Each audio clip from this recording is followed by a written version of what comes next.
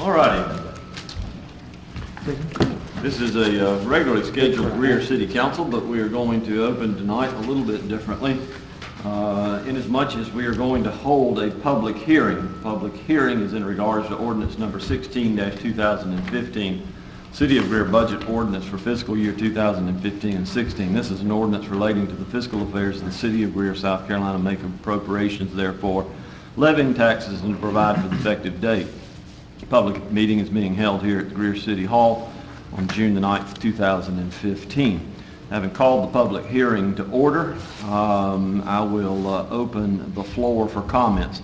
I would ask, if you would, to come to the podium if you would like to address council in regards to ordinance number 16-2015.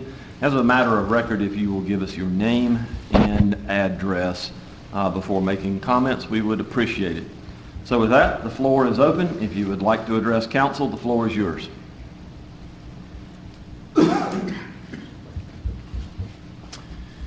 By show of hand, is there anyone that would like to make a comment in regards to ordinance number 16-2015, ordinance regarding the Greer City of Greer budget for fiscal year 2015-2016?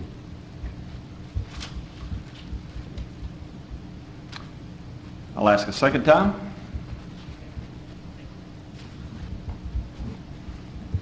I'll ask a third and final time. Would anybody like to make a comment in regards to ordinance 16-2015?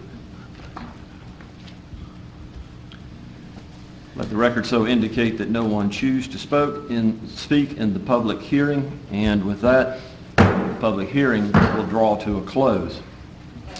As I mentioned earlier, the Greer City Council is called and convened this evening, June the 9th. Having called our regular meeting to order, I would like to ask that you stand with us as we recite the Pledge of Allegiance and then an invocation led by Councilwoman Judy Albert. I pledge allegiance to the flag of the United States of America and to the republic for which it stands, one nation, under God, indivisible, with liberty and justice for all. Let us pray. Dear Heavenly Father, we do come to you today so thankful for this day that you've given us. Thankful, dear Lord, for the many blessings that you've bestowed upon us and upon our city and upon our nation. We pray, dear Lord, that you will be with all of our leaders, our national, local leaders throughout, dear Lord, that you will just guide them and direct them in the right way to lead our nation. We pray that you'll be with us tonight at this council meeting and that you will guide us as well. We do thank you again for your blessings. In your holy name we do pray. Amen. Amen.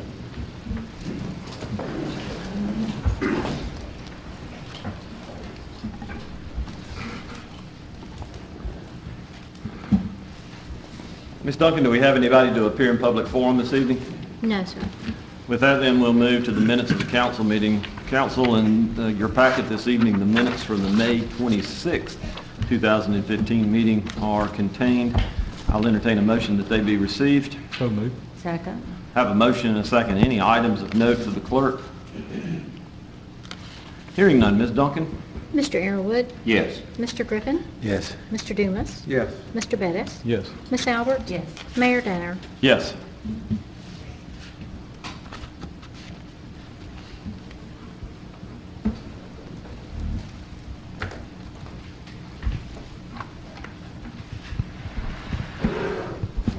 I'd like to ask our city administrator and Marv Smith to join us this evening, please.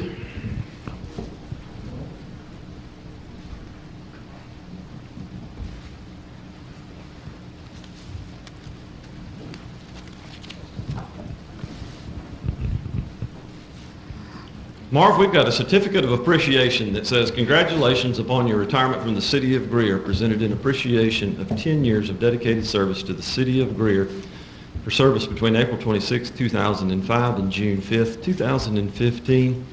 And we present this to you the 9th day of June.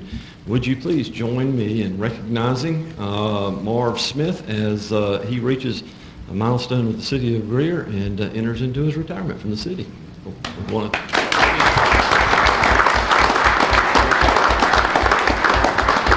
And we've got a small gift, a token of our appreciation for your years of service, and thank you for all that you've done for us, and we will certainly miss you and wish you Godspeed in your retirement. So, anything you want to add to that? Or? No, I don't have anything to add. Okay. His wife is with us this evening, and we'll send you back to her and make sure that she keeps you busy. How about that? All right? Thank you for joining us this evening.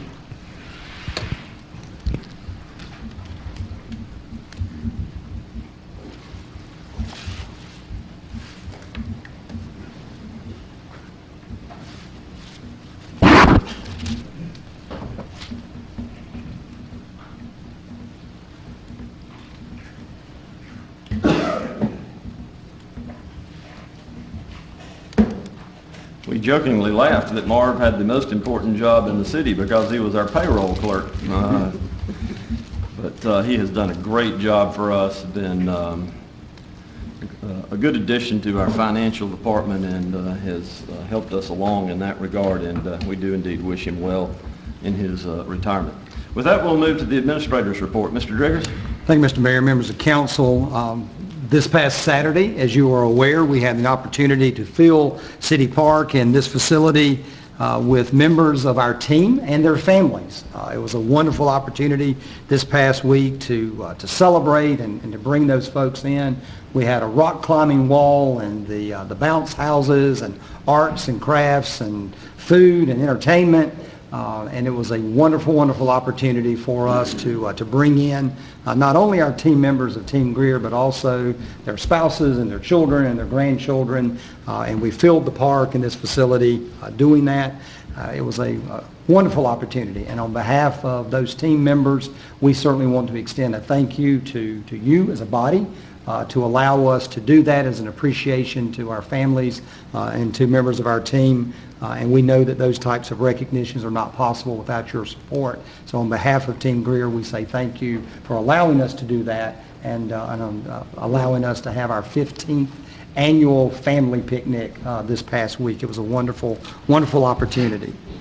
I did pass out to you just a few moments ago information concerning the Parks and Recreation Needs Assessment. The county, the Greenville County Parks and Recreation Department is doing a countywide assessment. It is very, very important for us as a community and especially for us as a municipality to be involved in that process. You can see that the group, the consultant team, will be here on Tuesday, June the 16th. They'll be here at Greer City Hall. That meeting will be taking place at 5:30 p.m. And you can see some information attached to that flyer as well. We have information here at the front of the room for members of our media concerning that event as well. We hope that we will have great representation from our community as we look at the needs that are expressed to the consultant team countywide, and then that we see how those needs are then compressed into a countywide recreation program and plan, and then how obviously we as a municipality will be impacted by that as well. We are encouraging members of our recreation board of directors, all of our recreation teams, our sports advisory groups as well, to come out and support this event, to give feedback on it. We understand they've had very good participation in other communities across the county, and we certainly hope that that participation will be strong here in Greer as well. So if your schedules will allow, we encourage you to attend and let your desires be known as well of what those needs may be countywide. Look forward to that in the coming days. A couple of calendar items, just activities that are taking place for us now. We were able to kick off last week our midnight movie series, Movies in the Park. That is now taking place on Thursday evenings. And so we encourage you to let your constituents know that that event is taking place. It's a free event here at City Park. Great turnout last week, and we anticipate as that folks are out of school now that the crowds will just grow as we move through the summer on that event. Also, Tunes in the Park begin this Friday as well. The first evening of that will be this Friday night. The Carolina Coast Band will be performing on stage here at City Park in the amphitheater. Look forward to that beginning the series this weekend as well. And of course, our annual Freedom Blast event will be taking place on Saturday, June the 27th. We will be kicking off events here at City Park beginning at 6 p.m. Had an opportunity this week, yesterday, had an opportunity to do a press conference on that event. Wonderful entertainment, food that will be here on the site, and we again are looking forward to that. And as you know, we cap off the evening for that event with the fireworks show, and it is truly a spectacular event. Large turnouts come here to the grounds of City Park, and we're looking forward to that again this year. So please mark your calendars. Look forward to seeing you here on the site June 27th. And also, we have completed accommodations and registration information for the Municipal Association summer meeting. Those of you that will be attending that, those have now been confirmed and are in place, and we look forward to that meeting taking place in mid-July. Again, those accommodations and arrangements have been completed. I would like to ask Council's consideration of two items in executive session. One is an economic development matter concerning a piece of property, and the second is contractual, that is opportunities potentially for acquisition of property by the city, and we need to take a look at those to determine whether or not we may be interested in entering into contractual relationships relative to those. So one economic development and one contractual. That concludes my report, and certainly available to answer any questions you may have. Thank you, sir. We appreciate it. With that, we'll move to appointments to boards and commissions. As we looked at these last week, there was a number of appointments coming up with terms that were expiring at the end of this month. We have successfully filled some of those positions. At our last meeting, there are several that are before you in regards to reappointments before the end of the month. And we sought advice from our staff in regards to some of these. So, Mr. Pace, I see you've made your way to the podium. Do you have information in regards to any of the appointments that are coming before us this evening? I'll comment as we go through each one, All right. Mr. Mayor, if that'd be appropriate. All right. But we have had contact with Ms. Trinkle, and I think she has had contact with her representative in District 5, and she has agreed to serve another term if council sees fit. Okay, Mr. Bettis? I'd like to renominate Suzanne Trunkle. Second. Have a motion and a second. Floor is open for discussion. Hearing none, Ms. Duncan? Mr. Airwood, Yes. Mr. Griffin, Yes. Mr. Dumas, Yes. Mr. Bettis, Yes. Miss Albert, Yes. Mayor Danner. Yes. City Board of Zoning Appeals, Mr. Pace? Again, in District 2, we did speak with Ms. Massey today. She said she was trying to get in touch with Mr. Griffin. I don't think that contact has happened yet. unless it Well, happened- I spoke to her. and Okay. She's willing to serve again, so I'd like to nominate Thank you. Ms. Massey for the District 2 again. Second. Have a motion and a second. Any discussion? Ms. Duncan? Mr. Airwood, Yes. Mr. Griffin, Yes. Mr. Dumas, Yes. Mr. Bettis, Yes. Miss Albert, Yes. Mayor Danner. Yes. The at-large position held by Lynn Stewart, Mr. Pace and I have been notified that she has asked that we fill that position anew, so I will work with staff in that regard. So we will move to the City of Greer Board of Architectural Review.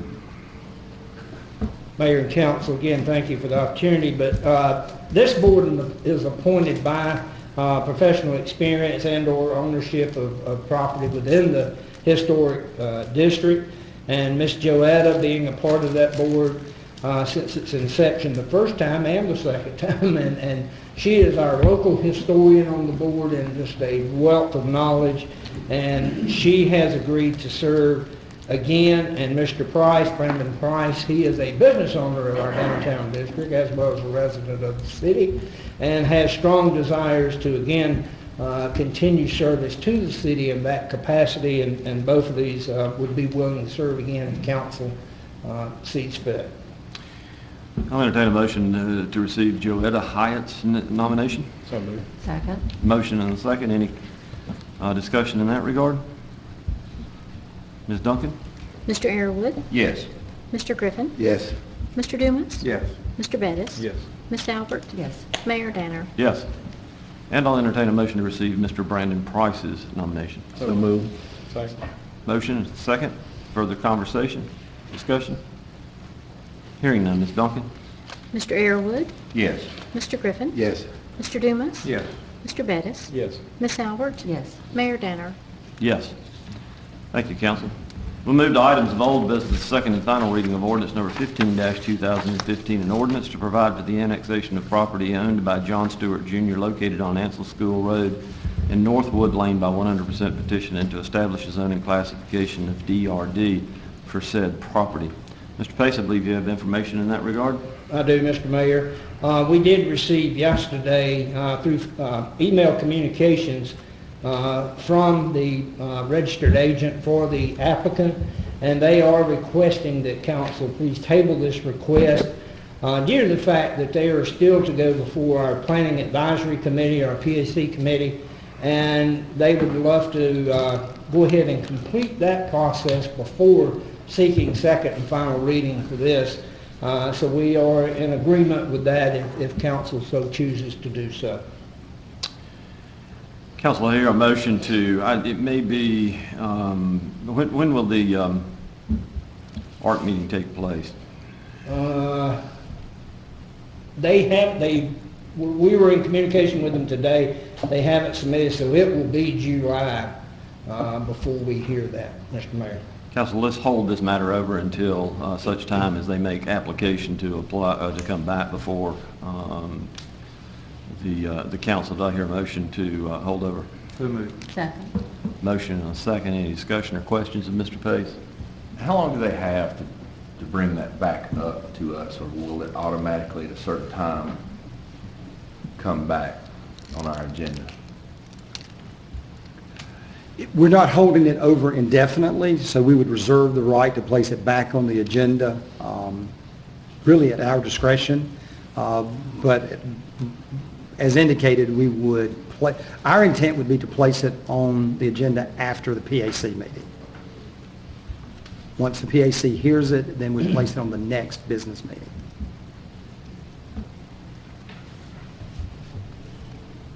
Any further discussion? Questions? I got a motion and a second. Okay. Motion and a second. Any no further discussion? Hearing none. Ms. Duncan? Mr. Arrowood, Yes. Mr. Griffin, Yes. Mr. Dumas, Yes. Mr. Bettis, Yes. Miss Albert, Yes. Mayor Danner. Yes. Thank you, Mayor Campbell. Thank you. Council, we'll move to item B, which is the second and final reading of ordinance number 16-2015. This is the City of Greer Budget Ordinance Fiscal Year 2015-2016.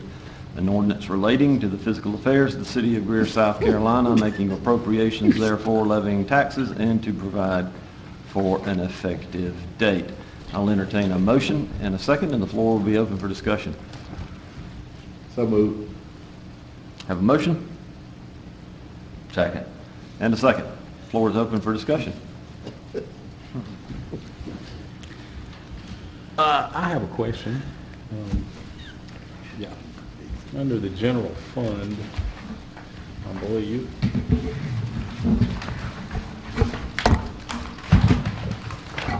well, first one on page 3 of 18, I'm looking on the hard copy. The council salary number, did we talk about that, the way it is more suggested this year than ever previously? The only discussion that we had at the meeting in my comments 2 weeks ago, I indicated that I have placed additional resources in those line items if in the future council were to choose to make a motion to or to do an ordinance to modify those salaries. Right. It's something that we've looked at in the past. I've had inquiries by individual members of council that this may be something that they would like to take a look at. It has to be done by separate independent ordinance. So what I did relative to the budget is I provided resources in the budget if in the future council chooses to do that. Gotcha. If that is not done, it stays at the current level. If it is, then those resources would be available to make that adjustment. You're just looking out for us. I'm just looking out for you. Are these numbers in line with what the recommendations would be from the compensation study as well, too? Yes, sir. It's in line with the survey that we just completed. On page 4, might I assume under council dues, professional, that our League of Cities dues are in there? Yes, sir. When we signed up for that, it was all predicated kind of sort of on the prescription program. Are we still doing that? We are still members of that program, but we are not actively promoting the program. But the program is active and is still eligible for our residents. Other than that, what is our benefit? Well, I do not participate in National League of Cities. We have educational information that is provided to us through National League of Cities, but it's primarily training. I know that the mayor has been involved in that in the past as well. But it is a resource organization for us. It's upon the city to choose how to use those resources. And what does that cost us? You know right off the top of your head? I'm going to have them refer to David. About $1,400, does that sound about right? I think it's about $1,400. Okay. I've used the association a number of times in the past, particularly for conferences and training opportunities. They've got a good leadership course that I've been enrolled in. I have not been able to attend the primary conference the last 2 years just simply because of the location and the travel expense. But I know when it's on the East Coast, generally try and make that trip if it fits budget-wise and time-wise in my allocation, because it's an opportunity to meet folks well beyond our association, which is often interesting, so and informative. So I would support for the amount of money that we spend in dues to continue to support it. Okay. Page 7, same section. And we probably talked about this, but I don't remember that $461,000 salary line. Where does that come from? I want to make sure that I'm following. Line 4, page 7. The note I have, Are you? Yeah, I had that question too. We- What department? yeah, the note I have from our last meeting is Yeah, but mine aren't that numbered. the salary increase to be distributed throughout all. So that departments. represents the increase. Okay, that's what I thought it was, but I couldn't remember exactly.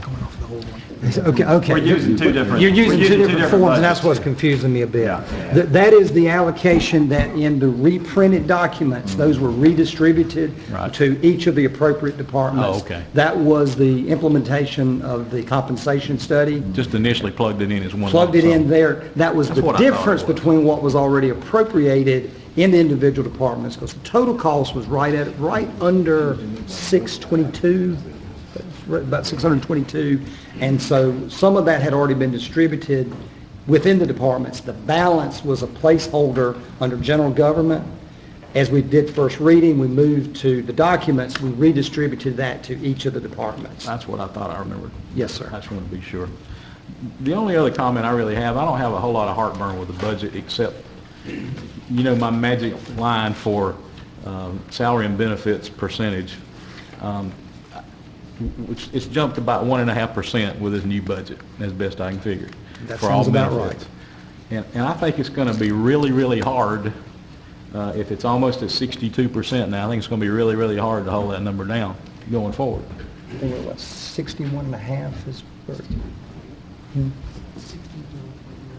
61.9? Yeah. So you're right on it. I got 61.98, what I got. All right. I don't have a good feeling about that. You rounded up. And that would be my caution going forward, is that we just really need to watch that number, that percentage. And in talking with some of my colleagues here, I think we need to concentrate on the level of service that we want to give and make sure that our personnel level is on par with the level of service we want to deliver and the priority of those services. That would just be my caution going forward. You know, I'm always a salary and benefit hog, so I just like to keep an eye on it. We had great discussion internally, recognizing that that number needed to be closely watched. Right. We will say, obviously, council will continue to give us direction on where that number needs to be. But with a high degree of confidence, I will say that at 62%, we still fall very, very well in line with comparable size municipalities, with comparable size operations. Where you start to see that skewed are the utility cities. When you put the utilities in, it starts to shift that dramatically. But the non-utility that's in their general fund budget, we are seeing those numbers more in the 68 to 70, 72% range by comparison. So we really do feel very strongly that we manage that very well, because we know that you keep a close eye, you as a body keep a close eye on that. But comparatively, by benchmark, I would say that we are really one of the best performing in that area of anyone that we would compare to. Well, and I think the bottom line is everybody here wants to make sure, we've got some really great employees, and we want to make sure they're properly compensated. Yes, sir. Not just salary, but benefits, et cetera. And that's a fine line that you got to walk, and we recognize that, and that would just be my hope that we would continue to scrutinize that. Absolutely. We are very conscious that the council is aware of that, and we watch that very closely as well. Good, thank you. Yes. Others? I have just two comments, or a comment and a question, and if it goes back, I just want to reiterate what I said at our last meeting about page 1, building permits, and the amount of revenue that we are projecting for this budget. I would just want us to make sure that we, and I know that you will, keep an eye on it. That's a significant jump from 13-14 from this budget year into what we have budgeted for this coming budget. If I may offer some additional comment, what we certainly hope is that we're all working off of the same documents. We took your comments very much to heart. And went back and had some great discussion about our projections and what we thought may be happening. We always give our first disclaimers to say is that these are projections, and we're trying to base the numbers on what we believe will happen. In the documents that you have, what was posted to our website as well, is that when we amended the documents to reflect that redistribution, one of the things that we also did is just to make sure that the bottom line number did not change. Your ordinance has had no changes. The bottom line number of the budget has had no changes as well.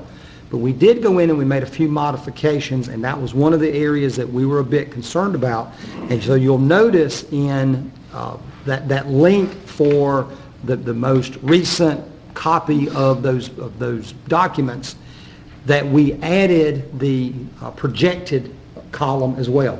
We went through on all the revenue items, and we provided for you what we do believe is going to wrap up for year end for us. So for example, in building permits, our estimate for the end of 14-15 is $439,118. We had originally projected that and recommended that at $453,000. We amended that, and that number is at 439,406. We left it even with anticipated collection for current year, with no growth. So that's basically what the department's told you that they need at this point, and are they saying that they're understaffed? Is that the case? So we have that amount of money coming in right now, right, and we projected for a lot less than that, and they're basically saying, this is the amount we need to keep up with the amount of demand that's out there right now? Now, this is purely revenue that would be generated off of the issuance of those permits. This is the revenue side of it. This is not relative to operations. That would be found within Building and Development Standards operating budget. But this is just the revenue side. Gotcha. Yeah, so when permits are obtained, they pay their permit fees. This is the anticipated revenue stream off of those permits. And this is Yes. part of the growth that's built in to the entire budget? Yes, sir. Gotcha. Yes, sir. Because again, in previous year, that budget was at $275,000. We actually collected last year $318,297. We're currently at $412,016, and we believe that we'll finish the year at $439,118, and are recommending for the budget $439,406. So again, an even amount with no growth. I mean, it's negligible from $439,118 to $439,406. So what, $204? Yeah. Now, do I think it will actually come in at 200? We don't know that, I mean, exactly. But based on our activity level from a year ago to where we're finishing up this year, and that we have in process for development, and those things that we are aware of over the next 12 months, we believe that it should be at least equal to what we experienced this past year. Well, I appreciate We it. we hope. Yeah, right. Well, We do too. yeah. We hope. And I appreciate you, everybody taking a look at that again, and I'll just say the same thing that you and I discussed after the meeting, last meeting. Prior to the recession and the big downturn, we were forecasting based on historical data, and I think that we all believe that was correct. And I still think it's correct, except what I told you is that we left one factor out of that equation. And I don't know how you factor this in, but we all know, and we knew at the time, that things were getting too high. We knew land values were too high. We knew home prices were getting too high. And because we had development that said, we're not going to locate here, we're going to somewhere else. We knew that, we just didn't recognize it. The entire country was the same way. So somehow we have to learn to factor that in. I mean, we know that a recession or a correction will happen every so often. And how you factor that into your revenues, I don't know, but that's something to think about as we're budgeting. The other is a question for the grant we received from our school resource officer. It's been at 150 for how many years? It's for a long time. It's a Bill Clinton thing, right? I'm not sure that I'm going to say 8 years. Yeah, we increased it from 100,000 to 150,000. We got 3 instead of just 2 of them, back in 2009. In 9, okay. It's been 50,000 per SRO since its inception. Right. And so we went from 2 SROs to 3 in 2009. But the amount of the grant has been steady at 50,000 per officer.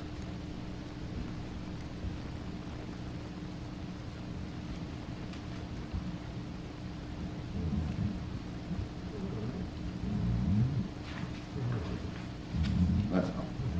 Thank you, sir. Others? We did hear your comments concerning the format of the documents, so we We certainly hope that you notice that our finance department spent a lot of time over the last 2 weeks getting these reformatted. There are now subtotals within each department and each subgroup. Certainly makes the document, and we agree, it certainly makes the document much, much easier to read. It's easier to follow.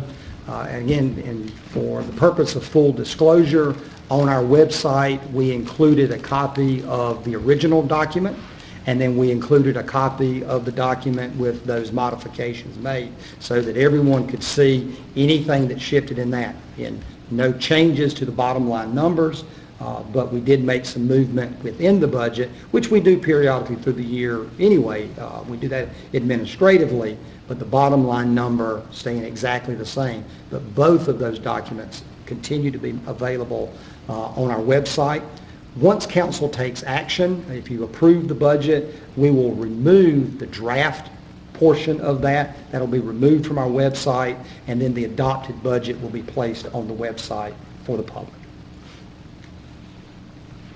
Thank you, sir. Others? Mr. Driggers, I had a question about the new parity system that's going to be kicking Yes. in. Can you, I know that a lot of times when we try to do our comparisons during the budgeting process, we kind of talk about how we try to come up with apples to apples comparisons, like we're similar to Malden, or we're similar to Simpsonville, or we're similar to some of these areas. I mean, is that kind of the general idea here from this program, is to make sure that we're offering similar compensation to the other surrounding or adjacent municipalities? I mean, that's kind of the gist. Well, that's part of it. There's several facets to it. What we are trying to accomplish is that we are evaluating both an internal and external value. And it's tough because, when I say it's tough, what we try to be careful is to not say to our employees, we're trying to determine what you're worth, because that's not the real situation. What we have to understand, though, is competitively in the marketplace, what could we reasonably expect that we would need to pay for a person to do a particular job? And so that means that if we're looking for an employee to do X, if we need to go out and find that person in the marketplace. One of those that we evaluate is the marketplace to other local government entities. But we also look at the marketplace relative to folks who do that type of work in non-local government. So we look at public sector and private sector. An example of that may be a truck driver. So if the Public Services Department needs a truck driver, yes, I'm looking at what a truck driver would make at the city of Greenville, at the city of Malden, at Greenville County, and other municipalities. We're looking at those cities and counties to determine what would a truck driver make. But I also know that in Greer, South Carolina, we compete for truck drivers with Ashmore Brothers, and we compete for truck drivers with Strange Brothers that does, so anyone that has that type of skilled employee that has those types of skills, then we're needing to recognize what does the market bear for that. Because if we have a job opening and our pay is substantially below what a person could go and make in either the public or private sector somewhere else, and there is a tight market, then that adversely affects us. We're not able to find qualified folks to fill those jobs. So we are comparing ourselves to the public sector, to the private sector, as well as internally, we're looking at all of our jobs to determine how they compare to each other. What are the duties and responsibilities for a truck driver versus someone who's doing parks and grounds maintenance, or someone that is an accountant, or someone that is an engineer, or and every job that we have.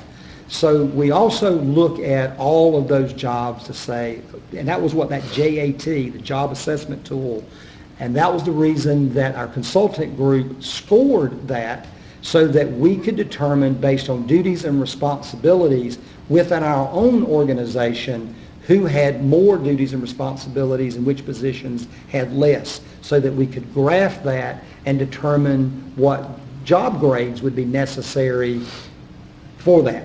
And that as an employee would either be promoted or would move into a supervisory or management position as they take on those additional duties and responsibilities. Is there range there to make it worthwhile for an employee to take on those duties and responsibilities by having opportunity for promotion? So all of those were factors considered into how do we come up with our different grades, and then how do we assign values either through the minimum, mid, and max of each of those positions. I will be meeting with all of our employees the first week of July. If this budget is approved, I will meet with all of our employees in department settings to explain what the consultants came and met with you about. We will go through the process and how those were determined. And then within the next week or so, our HR department would then meet with all of our employees to individually discuss whether or not they are impacted by that decision. Some employees are impacted less, some are impacted more. But that's what happens when you do a complete reassessment of the entire system. And again, for us, we haven't done this in 17 years. This is the last one was in 98. And so when you do that, it gives you, the opportunity that it presents is a rebalancer. And so the parity part of this is council's direction was that we consider tenure already as part of the longevity bonus, which is a merit-based, performance-based bonus. And we consider tenure or longevity in that program. And therefore, because of that, we came back and we looked at the parity or the value over the length of time that an employee is in a job for the particular job that they are in, recognizing that the minimum would be the hiring range with no experience. The midpoint would typically be 15 years of experience in that position or in that type of work, and the maximum would be 30 years of experience or tenure or parity in that particular job. The minimum, mid, max is allowing then for some discretion based on the experience that a person brings to the job. For us, with our own employees, it is also as they would progress and gain experience in those particular jobs as well. A 15-year sergeant in the police department has a different value in the scale than a first-year sergeant, recognizing that that 15 years of experience does indeed bring a different value to the organization. And that's how that spreads out over that minimum, mid, and max. Thank you. Others? Questions? Comments? Ms. Duncan? Mr. Aaronwood, Yes. Mr. Griffin, Yes. Mr. Dumas, Yes. Mr. Bettis, Yes. Ms. Albert, Mayor Danner. Yes. Council will move to items of new business, the first of which is Resolution Number 6, 2015. This is a resolution of the City of Greer, South Carolina, endorsing the Greer Community Master Plan. Mr. Riggers, you want to lead us in that discussion, please, sir? Mayor and Council, you have before you a resolution, and that resolution is asking Council to endorse. Doesn't mean that every component of the plan will be done or that it will be done in the timeline that's identified. What an endorsement of the plan simply means is that we recognize the work and the effort. We believe that the direction of the plan is appropriate for us as a community, and that we would use that as part of our planning process as well when we look at our update to our comprehensive plan, when we look at our complete revision of our comprehensive plan in 5 years, and as we look annually at our own strategic plan, that the elements of the community master plan will be considered and incorporated when appropriate into our own plans as well. Most of you had the opportunity to be involved in many of the events that took place as part of the community master plan process. Obviously, we did the the reveal and the celebration a couple of weeks ago down at the Cannon Center.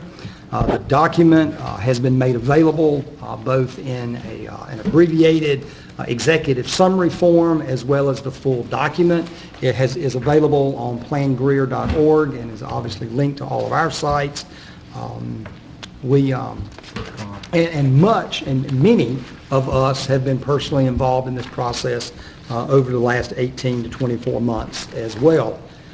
So we, from a staff perspective, we would encourage council's consideration for an endorsement of the plan, and we simply offer that at this time for your consideration. Council will entertain a motion to receive a resolution endorsing our community master plan. So motion? Second. Motion and second. Floor is open for discussion.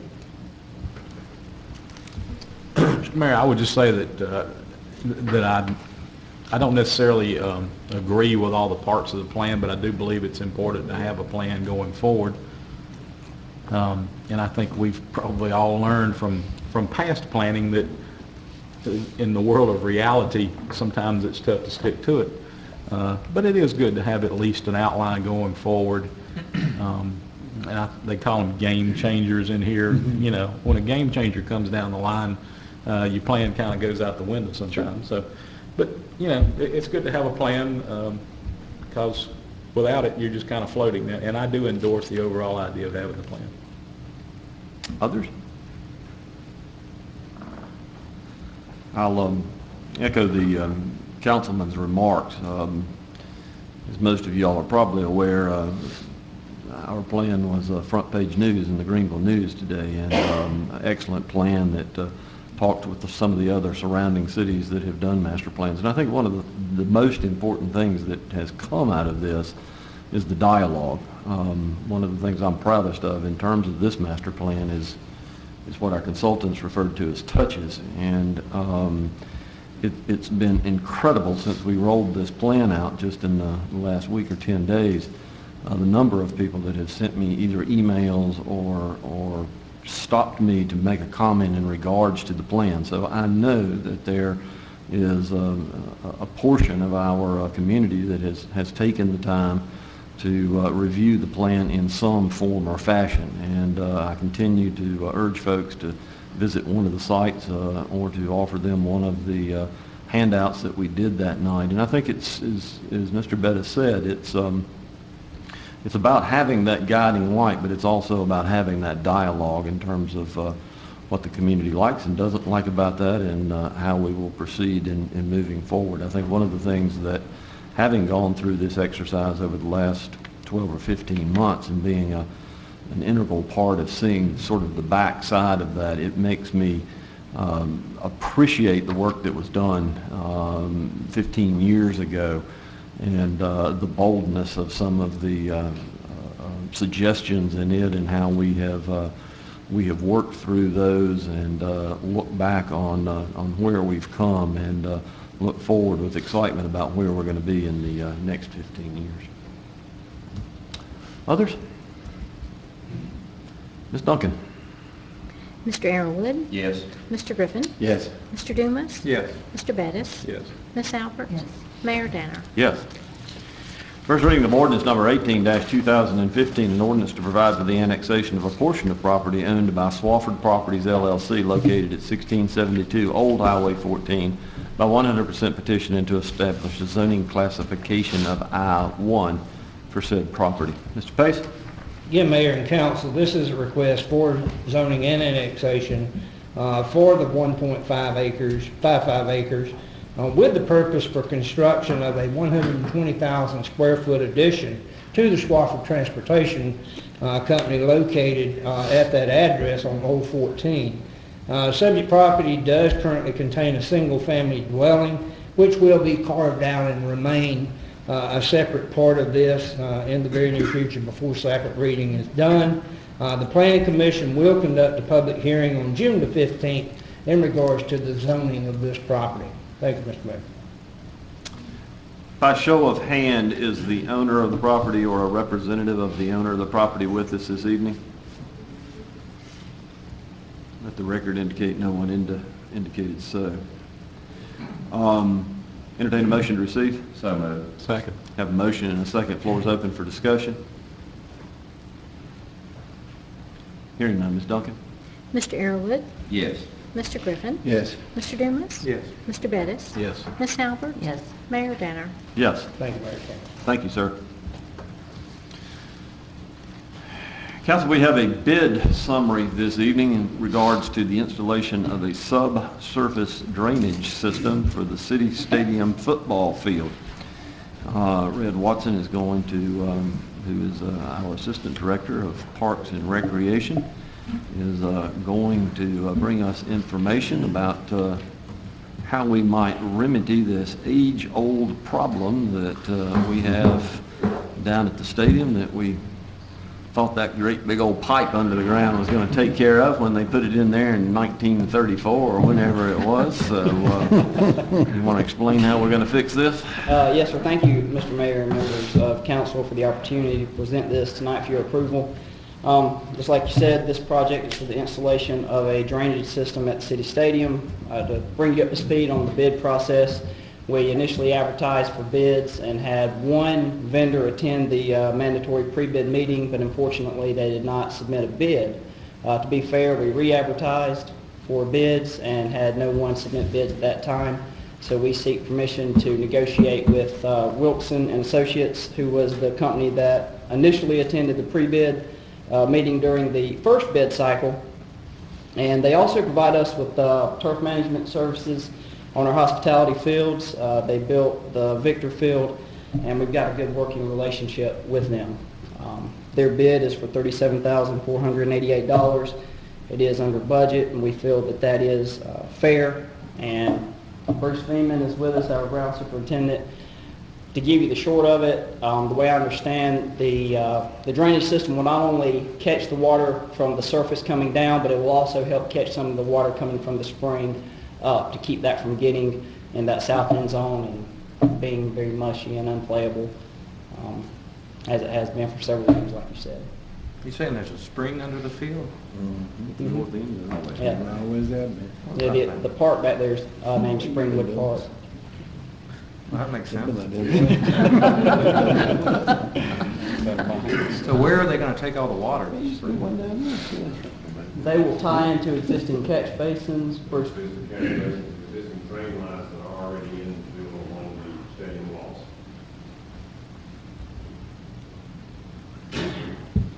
And you feel confident that those basins can handle that much volume?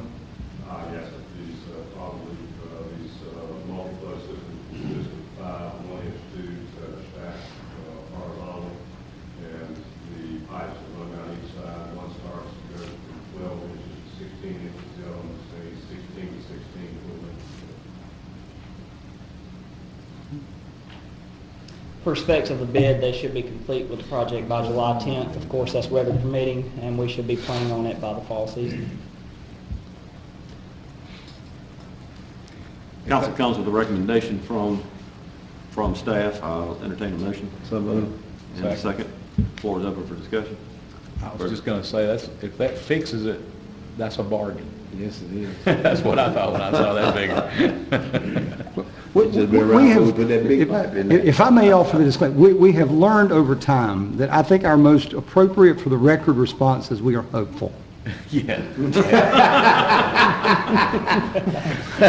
In case you gotta come back. Yes, but we should also learn that when most of the town says there's a spring there, there's a spring. Believe them, yeah, absolutely. Absolutely. Trying to keep water out of our football field and in our pond. I have a motion and a second. Any further comments? Hearing none. Ms. Duncan? Mr. Arrowood, Yes. Mr. Griffin, Yes. Mr. Dumas, Yes. Mr. Bettis, Yes. Ms. Albert, Yes. Mayor Danner. Yes. Council, in executive session, we've got two matters to consider, one an economic development matter and one contractual matter. Do I hear a motion to adjourn to executive session? So moved. Second. Motion and a second. Ms. Duncan? Mr. Arrowood, Yes. Mr. Griffin, Yes. Mr. Dumas, Yes. Mr. Bettis, Yes. Ms. Albert, Yes. Mayor Danner. Yes. In executive session, we've considered two matters, one contractual and one economic development. We've taken no action in regards to either matter. Do I hear a motion to come out of executive session? So moved. Second. Have a motion and a second. Ms. Duncan? Mr. Arrowood, Yes. Mr. Griffin, Yes. Mr. Dumas, Yes. Mr. Bettis, Yes. Miss Albert, Yes. Mayor Danner. Yes. Stand adjourned.